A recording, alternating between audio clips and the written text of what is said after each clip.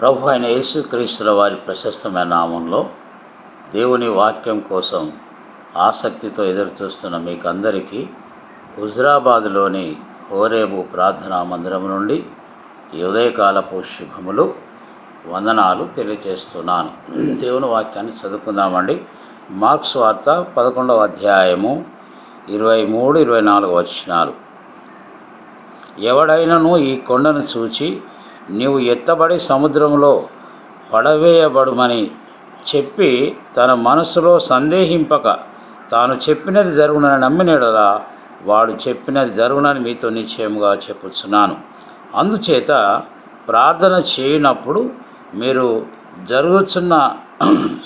అడుగుచున్న వాటి నెలను పొంది ఉన్నామని నమ్ముడి, అప్పుడు అవి మీకు కలుగునని మీతో చెప్పుచున్నాను.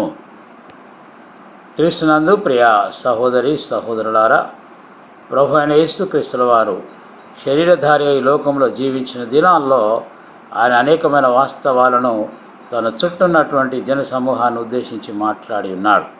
ప్రార్థన చేయనప్పుడు సందేహం లేకుండా మనం అడిగినప్పుడు ఏదైతే మనం అడుగుతున్నామో దాన్ని మనం పొంది ఉన్నామని నమ్మాలని ఇక్కడ చెబుతున్నాడు. అలా మీరు నమ్మితే తప్పకుండా మీరు అడిగే వాటిని మీరు కలిగి ఉంటారు లేదా పొందుకుంటారని యేసు ప్రభుల వారు ఒక సత్యాన్ని మనకు జ్ఞాపకం చేస్తున్నాడు. చాలాసార్లు ఎందుకు మనం ప్రార్థన చేసినప్పుడు మనం అడిగేవి పొందుకోమంటే మనలో ఉన్న అవిశ్వాసాన్ని బట్టి అని మనము గ్రహించుకోవాలి. కాబట్టి ఈ మాటలు వింటున్నటువంటి ప్రియ సహోదరి సహోదరుడా, ఈరోజు సంతానం లేకుండా చాలామంది సంతానం కొరకు ప్రార్థిస్తున్నారు. గృహాలు లేకుండా గృహాల కొరకు ప్రార్థన చేస్తున్నారు.